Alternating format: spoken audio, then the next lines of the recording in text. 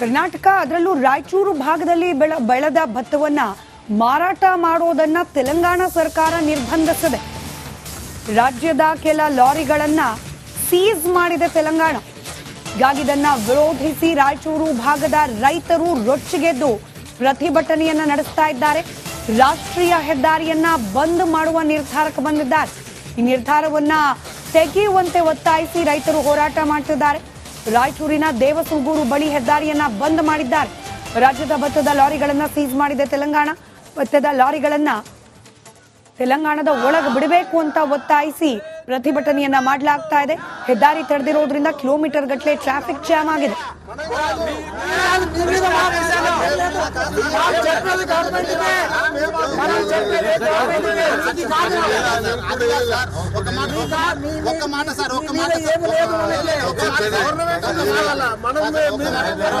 నేనేమంటున్నా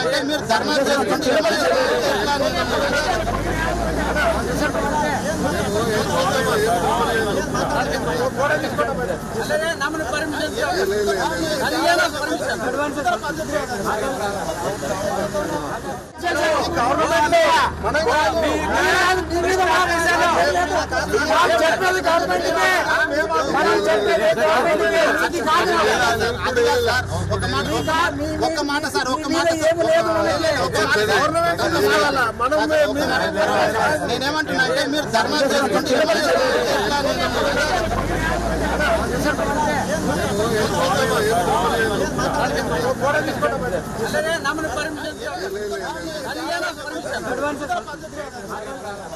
ಕ್ವಿಂಟಲ್ ಭತ್ತಕ್ಕೆ ಬರೋಬ್ಬರಿ 2,500 ರೂಪಾಯಿ ಬೆಲೆ, ಹಾಗೆ 500 ರೂಪಾಯಿ ಪ್ರೋತ್ಸಾಹ ಧನ ನೀಡ್ತಾ ಇದೆ ತೆಲಂಗಾಣ ಸರ್ಕಾರ. ರಾಯಚೂರಿನಲ್ಲಿ ಕ್ವಿಂಟಲ್ಗೆ ಕೇವಲ 2,100 ರೂಪಾಯಿ ದರ ನಿಗದಿಯಾಗಿದೆ. ಹೀಗಾಗಿ ತೆಲಂಗಾಣದಲ್ಲಿ ಮಾರಾಟ ಮಾಡಿದ್ರೆ ಸ್ವಲ್ಪ ಲಾಭ ಜಾಸ್ತಿ ಅನ್ನೋದು ರೈತರ ಆಲೋಚನೆ. ಹೀಗಾಗಿ ತೆಲಂಗಾಣದಲ್ಲಿ ವ್ಯಾಪಾರ ಮಾಡಬೇಕು ಅಂತ ಹೊರಟಿದ್ದ ರೈತರು ಆ ಲಾರಿಗಳನ್ನ ಸೀಸ್ ಮಾಡಿದೆ ತೆಲಂಗಾಣ ಸರ್ಕಾರ. ಹೀಗಾಗಿ ಅದನ್ನ ಕೈ ಬಿಡಿ ಅಂತ ಹೇಳಿ ಇದೀಗ ಪ್ರತಿಭಟನೆಯನ್ನ ಮಾಡ್ತಾ ಇದ್ದಾರೆ. ಹೆದ್ದಾರಿಯನ್ನ ತಡೆದಿರೋ ಸಲುವಾಗಿ ಇದೀಗ ಕಿಲೋಮೀಟರ್ ಗಟ್ಟಲೆ ಟ್ರಾಫಿಕ್ ಜಾಮ್ ಕೂಡ ಉಂಟಾಗಿದೆ.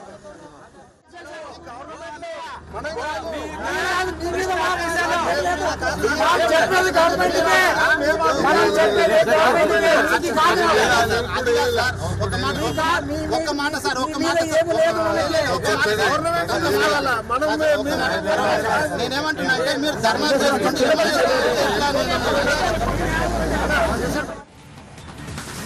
ಕರ್ನಾಟಕ ಅದರಲ್ಲೂ ರಾಯಚೂರು ಭಾಗದಲ್ಲಿ ಬೆಳೆದ ಭತ್ತವನ್ನ ಮಾರಾಟ ಮಾಡೋದನ್ನ ತೆಲಂಗಾಣ ಸರ್ಕಾರ ನಿರ್ಬಂಧಿಸಿದೆ. ರಾಜ್ಯದ ಕೆಲ ಲಾರಿಗಳನ್ನ ಸೀಸ್ ಮಾಡಿದೆ ತೆಲಂಗಾಣ. ಹೀಗಾಗಿ ಇದನ್ನ ವಿರೋಧಿಸಿ ರಾಯಚೂರು ಭಾಗದ ರೈತರು ರೊಚ್ಚಿಗೆದ್ದು ಪ್ರತಿಭಟನೆಯನ್ನ ನಡೆಸ್ತಾ ಇದ್ದಾರೆ. ರಾಷ್ಟ್ರೀಯ ಹೆದ್ದಾರಿಯನ್ನ ಬಂದ್ ಮಾಡುವ ನಿರ್ಧಾರಕ್ಕೆ ಬಂದಿದ್ದಾರೆ. ಈ ನಿರ್ಧಾರವನ್ನ ತೆಗೆಯುವಂತೆ ಒತ್ತಾಯಿಸಿ ರೈತರು ಹೋರಾಟ ಮಾಡ್ತಿದ್ದಾರೆ. ರಾಯಚೂರಿನ ದೇವಸುಗೂರು ಬಳಿ ಹೆದ್ದಾರಿಯನ್ನ ಬಂದ್ ಮಾಡಿದ್ದಾರೆ. ರಾಜ್ಯದ ಭತ್ತದ ಲಾರಿಗಳನ್ನ ಸೀಸ್ ಮಾಡಿದೆ ತೆಲಂಗಾಣ. ಭತ್ತದ ಲಾರಿಗಳನ್ನ ತೆಲಂಗಾಣದ ಒಳಗೆ ಬಿಡಬೇಕು ಅಂತ ಒತ್ತಾಯಿಸಿ ಪ್ರತಿಭಟನೆಯನ್ನ ಮಾಡಲಾಗ್ತಾ ಇದೆ. ಹೆದ್ದಾರಿ ತಡೆದಿರೋದ್ರಿಂದ ಕಿಲೋಮೀಟರ್ ಗಟ್ಟಲೆ ಟ್ರಾಫಿಕ್ ಜಾಮ್ ಆಗಿದೆ.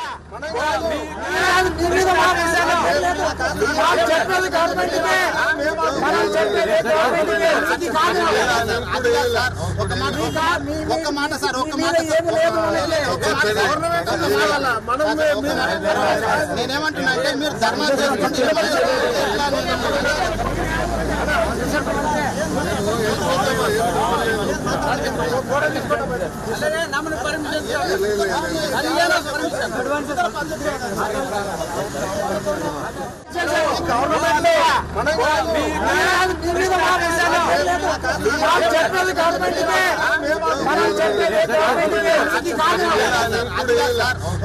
ధర్మం ఒక్క మాట సార్, ఒక్క మాట. నేనేమంటున్నా మీరు ధర్మం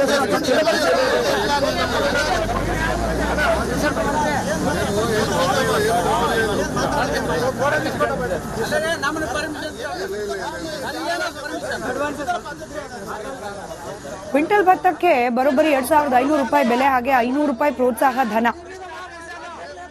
ನೀಡ್ತಾ ಇದೆ ತೆಲಂಗಾಣ ಸರ್ಕಾರ. ರಾಯಚೂರಿನಲ್ಲಿ ಕ್ವಿಂಟಲ್ಗೆ ಕೇವಲ 2,100 ರೂಪಾಯಿ ದರ ನಿಗದಿಯಾಗಿದೆ. ಹೀಗಾಗಿ ತೆಲಂಗಾಣದಲ್ಲಿ ಮಾರಾಟ ಮಾಡಿದ್ರೆ ಸ್ವಲ್ಪ ಲಾಭ ಜಾಸ್ತಿ ಅನ್ನೋದು ರೈತರ ಆಲೋಚನೆ. ಹೀಗಾಗಿ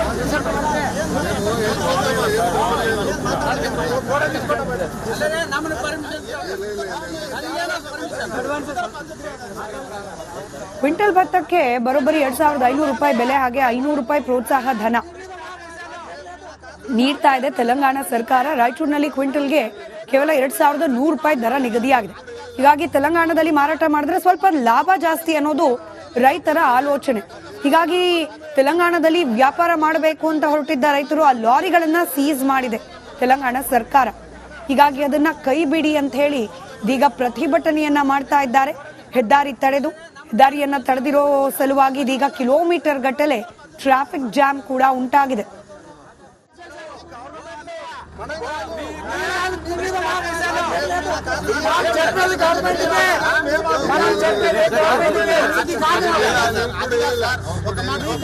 ఒక్క మాట సార్, నేనేమంటున్నా అంటే మీరు ధర్నా చేసుకోండి.